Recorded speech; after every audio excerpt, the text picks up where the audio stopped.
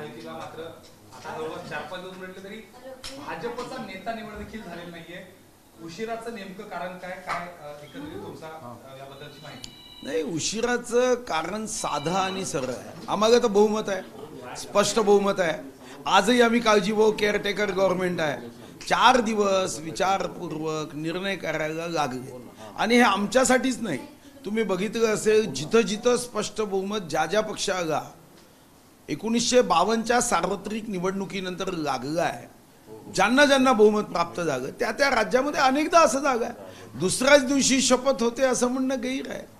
काँग्रेसचेही काही राज्य होती, त्या राज्यांमध्ये सुद्धा निर्णय घ्यायला कधी कधी उशीर होतो. कर्नाटकमध्ये तुम्ही बघितलं की कर्नाटकमध्ये उशीर झाला.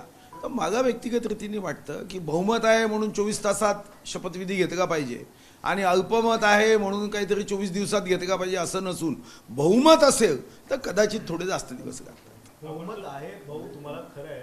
मात्र या बहुमतानंतर मुख्यमंत्री पद नेमकं कोण असणार हा प्रश्न कायम आहे. कारण की एकनाथ शिंदेचा गट म्हणतोय की आम्हाला मुख्यमंत्री पद द्यावं, भाजप म्हणतोय की आमचे सर्वाधिक निवडून आले त्यामुळे आम्हाला द्यावं, अजितदादाचे कार्यकर्ते म्हणतात की आम्हाला एकदा संधी द्यावी.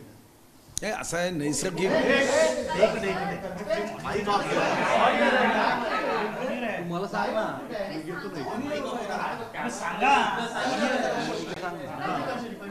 मला सांग ना तुम्ही. नैसर्गिक न्याय्य तत्वानुसार साधारणतः मुख्यमंत्री भारतीय जनता पार्टीचा होईल आणि असा निर्णय केंद्रीय स्तरावर होईल असं आम्हाला व्यक्तिगत रीतीने वाटतं.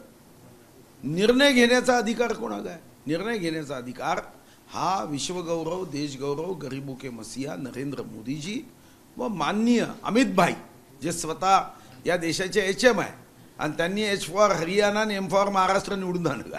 त्यामुळे अमित भाई आणि नरेंद्र मोदीजी हे योग्य निर्णय करतील. याच्या बाबतीमध्ये आम्ही काहीतरी मत व्यक्त करणं मला वाटतं की उचित नाही. सर, फॉर्म्युला नेमकं काय असणार आहे अशी माहिती कळते की शिंदेंना या बदल्यात केंद्रात एक मंत्रीपद आणि किंवा उपमुख्यमंत्रीपद असं हे कळते. शिंदेना याच्यावरून बाजूला जाण्यासाठी नेमकं काय दिलं जाते भाजपकडून? तुम्ही वैयक्तिक इतकी वर्ष तुम्ही जुने आहात, ज्येष्ठ आहात, दिल्लीलाही चांगलं ओळखता, हे सगळं होताना नेमकं काय परिस्थिती असू? असं आहे, यावर मी भाष्यच करू शकत नाही. केमिस्ट्रीच्या पेपरमध्ये फिजिक्सची किती चांगली उत्तर येत असेल तरी मी सोडवणार नाही. असं आहे, स्वाभाविक आहे. या बाबतीमध्ये काय दिल्या जाईल, काय चर्चा होत आहे, काय संवाद होत आहे, हा अतिशय वरिष्ठ स्तरावरून होतो. आम्हाला थोडी काही त्या चर्चेमध्ये माहिती दिल्या जाते की ऐसा करना क्या, असं काही विचारलं थोडी जातं. आणि म्हणून कोणतं खातं कोणाला, केंद्रात किती मंत्रिमंडळामध्ये स्थान असेल, काय असेल, या बाबतीमध्ये मला वाटतं की जे आमचे अतिशय मोठ्या स्तरावरचे नेते आहेत, अतिशय वरिष्ठ स्तरावरचे नेते आहेत, ते या बाबतीत सांगतील. माझ्यासारख्या याची माहिती असण्याचं दूरपर्यंत कारण नाही. मोठेपणा दाखवून तुम्ही मुख्यमंत्री पदावर तुमचा पक्ष आला, सगळ्यात हुशार विद्यार्थी सगळ्यात शेवटच्या बाकावर बसला. वैयक्तिक एक कार्यकर्ता म्हणून वाटतंय की शिंदेने देखील मोठेपणा दाखवावा आणि स्वतःहूनच सांगावं, जसं अजित पवारांनी सांगितलं, पाठिंबा देऊन मोकळे झाले अजित पवार. नाही, मोठेपणा दाखवा असं वाटतं. असं आहे की कोणी छोटेपणा दाखवायचा, कोणी मोठेपणा दाखवायचा, यावर मी योग्य प्रतिक्रिया देऊ शकणार नाही. कारण हा वरिष्ठ नेत्यांनी एकमेकाशी निर्णय करायचा आहे. नैसर्गिक न्याय्य तत्वानुसार मला एवढं समजतं की भारतीय जनता पार्टीचं मुख्यमंत्रीपद मिळणं हे नैसर्गिक न्याय्य तत्व आहे. आता आपात धर्म काय, शाश्वत धर्म काय, हे तर वरचे आमचे नेते ठरवतात. भाऊ, मुख्यमंत्री पदाचा नेमका चेहरा कोण असेल याकडे सगळ्यांचं लक्ष लागलेलं आहे. पण जर पाहिलं तर मागील काळात ज्या राज्याच्या निवडणुका झाल्या तिथं धक्कातंत्र जो आहे तो भाजपने वापरला. एक नवीन चेहरा महाराष्ट्रात तसं काही नव्या चेहऱ्याची विचार आहे का? असं आहे, महायुतीचा मुख्यमंत्री होईल. आम्ही जेवढे महायुतीच्या युतीमध्ये निवडून आले यापैकीच मुख्यमंत्री होईल. आणि आता तो कसा असेल, कोण असेल, कोणत्या पक्षाचा असेल, हे मात्र माननीय मोदीजी, माननीय अमितभाई ठरवतात. नैसर्गिक न्यायतत्वानुसार तो भाजपचा असेल असं मला व्यक्तिगत रीतीने वाटतं की न्यायतत्वानुसार भाजपचा असेल आणि देवेंद्रजी असेल. पण यामध्ये आजपर्यंत वरिष्ठांकडून निर्णय घेऊन आमच्याकडे जो संदेश यायचा आहे तो येणं बाकी आहे. भाऊ, पंतप्रधान नरेंद्र मोदी परदेश दौऱ्यावर जाणार आहेत, त्याचमुळे कुठेतरी शपथविधीला विलंब होणार आहे. 2 डिसेंबरला नव्या सरकार शपथविधी होऊ शकतो अशा चर्चा सुरू काय अडचण, 2 डिसेंबरला जागेने काय नुकसान होणार आहे? आम्ही आहोत केअरटेकर गव्हर्नमेंट. काल तर मी बैठकाही सुरू केल्या. म्हणून मला वाटतं की 2 डिसेंबरला जागा म्हणून काय राज्याचं गतिचक्र, विकासचक्र, प्रगतीचं चक्र थांबत नाही. निर्णय घेणे सुरू झाले आहे. देवेंद्रजी निर्णय घेत आहे, मुख्यमंत्री निर्णय घेत आहे, राज्याच्या हिताचे निर्णय घेत आहे. आम्ही तर बसून पुढचा मॅनिफेस्टो जो आम्हाला अंमलबजावणी करायची आहे त्याच्या आकडे घेतो आहे की पुढच्या मार्चनंतर आमची साधारणतः राज्याची आर्थिक स्थिती कशी असेल. आर्थिक स्थितीमध्ये आम्हाला 3 मोठे निर्णय आम्हाला पुढच्या वर्षभरात करण्याची आवश्यकता आहे. 1500चे 2100 रुपये करणं, कर्जमुक्ती करणं आणि शेतकऱ्यांच्या खात्यामध्ये जे 12,000 रुपये देतो ते 15,000 करणं. याच्यात का कोणता निर्णय कोणत्या क्षणी घेतला पाहिजे, बजेटमध्ये कोणता निर्णय घेतला पाहिजे, यावर सर्वजण अभ्यास करायला सुरुवात केली आहे. त्यामुळे मला वाटतं की शपथविधी, एक शपथविधी, शपथविधी, जुने शपथविधी एवढ्यावर राज्याची प्रगती थोडी काय अटकून आहे. भाऊ, भाजपचा गटनेता नेमका कधी निवडला जाईल? कारण एकनाथ शिंदेचे गटनेते निवडलेले आहेत, अजितदादांचे निवड, भाजपचा अजून ठरत नाहीये.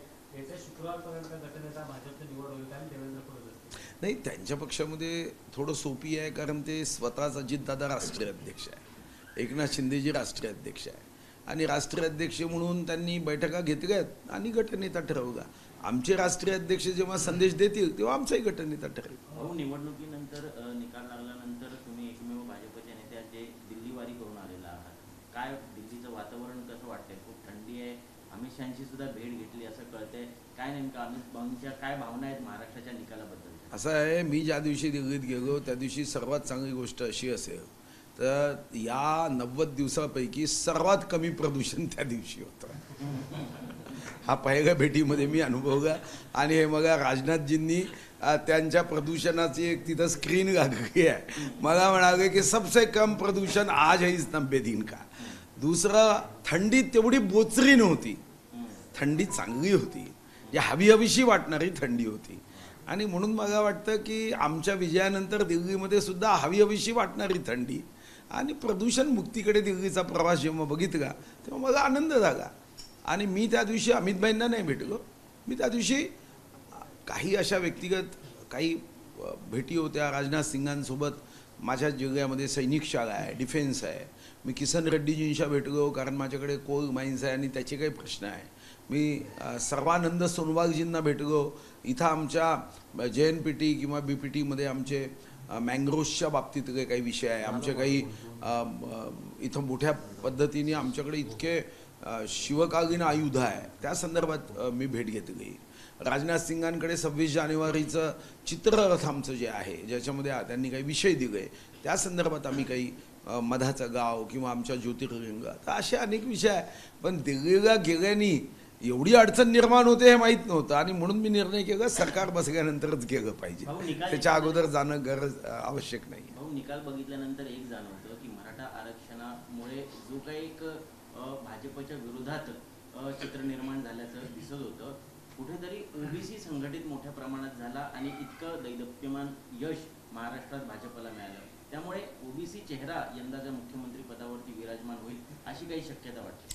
नाही, असं आहे की पहिल्यांदा तर तुमच्या वाक्यावरच माझा आक्षेप आहे की मराठा बांधवांनी मतदान केलं नाही मोठ्या प्रमाणात. आता आमचे बबनराव लोणीकर निवडून आले, मराठा चेहरा आहे. बबनराव कशी निवडून आले?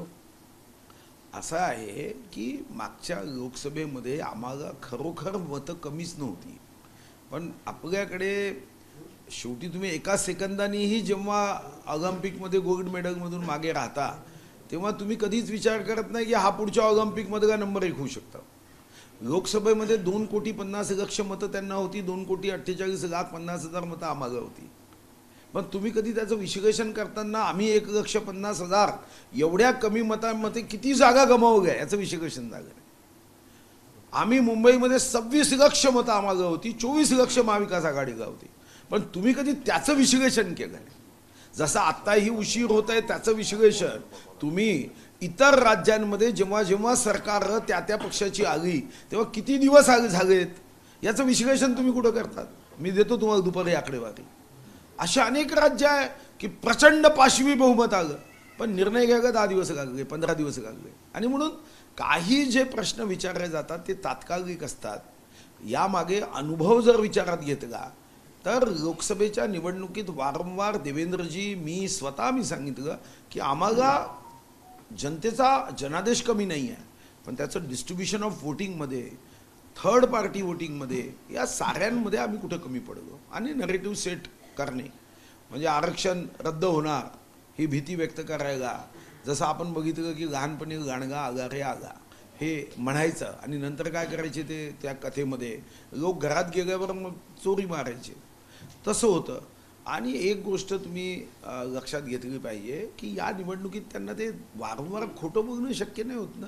ते खोटं बोललेत, खोटं बोलून तेव्हा लोकसभेमध्ये विजय प्राप्त झाला. आणि महत्त्वाचं की एक गोष्ट खरी आहे की एकदा विजय झाल्यावर जर तो अहंकारामध्ये बदलला तर तुमचा पराभव निश्चित आहे. हे महाभारताच्या युद्धात अभिमन्यूला चक्रव्यूहात अटकवल्यावरही बघितलं आणि जेव्हा बंधू लक्ष्मण मूर्छित झाले तेव्हाही बघितलं. आणि तेच आता आपण या कलियुगामध्ये या भारतामध्ये बघतोय. मला वाटतं दलित मतदान जे आहे ते देखील मोठ्या प्रमाणात झाल्याचं पाहायला मिळतं आणि ते तुम्हाला पण पडलेलं आहे. कुठेतरी संविधानाचा नॅरेटिव्ह हा सेट करण्याचा प्रयत्न देखील झालेला होता. मुस्लिम मतदान देखील असं वाटतं होतं तुम्हाला पडणार नाही, पण काही भागात ते पडलेलं दिसतंय. याकडे कशा प्रकारे नाही, शेवटी लहानपणी जेव्हा तुम्ही शाळेत शिकायला जाताना तर पहिलाच धडा बाल भारतीचा आहे, गगन कमल बघ छगन कमल बघ. त्याच्यामुळे मला नाही वाटत की लहानपणापासून संस्कार जे आहे ते कमल बघण्याचेच असतात. आता यामध्ये तुम्ही जो प्रश्न विचारत आहात की काँग्रेसला किंवा महाविकास आघाडीला जो अहंकार आला, त्या अहंकाराचं रूपांतरण शेवटी विद्या विनयने सोबत आहे, तसं सत्तासुद्धा विनयने सोबत आहे. सत्तासुद्धा अहंकाराने जर वापरण्याचा प्रयत्न कोणत्याही सरकारने केला तर त्याचं नुकसान होतं. हे मला तर वाटतं की 80% केसेसमध्ये हे बघितलं आहे. तर महाविकास आघाडीला पराभव अजून मान्यच नाहीये. आज एक नवीन शरद पवार गटाने आरोप केलाय की इस्रायल टेक्नॉलॉजी वापरून ईव्हीएम हॅक केले गेले आणि त्यानंतर हे मतदान जे वाढलेले, प्रत्येक मतदारसंघात 40,000 मतदान जे वाढलेले, ही सगळी त्याची हे आहे का माहिती आहे? नाही, मला असं वाटतं की अजितदादांच्या विरोधात सुप्रियाताई निवडून आल्यानंतर कदाचित त्यांनी काही इस्रायलची मदत घेतली का याची चौकशी केल्यावरच याचं उत्तर देता येईल. सुप्रियाताई निवडून आल्या त्या जनादेशाचा आणि अजितदादा निवडून आले तर इस्रायली टेक्नॉलॉजीचा. मला वाटतं की शरद पवार साहेब अतिशय मोठे नेते आहे. मग तुम्ही पवार साहेबांनी ईव्हीएम मशीनच्या निर्णयाच्या वेळी कॅबिनेटमध्ये स्वतःचं व्यक्तिगत मत का नाही मांडलं? तुम्ही कर्नाटकमध्ये जिंकला तेव्हा इस्रायलची टेक्नॉलॉजी कुठे गेली होती? त्या रेस्टॉरंटमध्ये जेवायला गेली होती. तेलंगणाची टेक्नॉलॉजी कुठे गेली होती? आराम करायला गेली होती. हिमाचलमध्ये जिंकले तेव्हा काय थंडीमध्ये ते काय स्वेटर घालून बसली होती इस्रायलची टेक्नॉलॉजी? काहीतरी बघायचं. आणि मग रोहित पवार का निवडून आला की इस्रायल टेक्नॉलॉजी वाल्यांना रोहित पवारांना निवडून आणायचं होतं. रोहित पवारांचे इस्रायलच्या टेक्नॉलॉजीशी अतिशय प्रेमाचे आणि मधुर संबंध आहे. मला वाटतं की आश्चर्यजनक आहे. आणि मी छोटा आहे पण मी पराभूत झालो, पराभव मान्य केला, त्याच्यातून मी शिकलो. आता आमचा एखादा कार्यकर्ता म्हणत होता साहेब ईव्हीएम मशीन सेट झाली. अरे तू आपलं माइंड सेट कर, ईव्हीएम मशीन सेट वगैरे कधी होत नाही. उद्धव ठाकरे सुद्धा म्हणतात की राज्यभर किंवा देशभर आता जन आंदोलन उभं करावं लागेल, कारण ईव्हीएम जे हटाव ही मोहीम आता हाती घ्यावी लागेल असं उद्धव ठाकरे. नाही, मग जनतेला लक्षात येईल. यांना खुर्ची प्रिय आहे, जनतेचे प्रश्न प्रिय नाही. तुम्ही जनतेच्या प्रश्नावर देशभर जनआंदोलन केलं तर जनता कदाचित तुमच्या बाबतीमध्ये अनुकूल निर्णय करेल. तुम्हाला सत्ता खुर्ची यापेक्षा म्हणजे तुमच्या प्राणापेक्षाही खुर्ची महत्त्वाची आहे.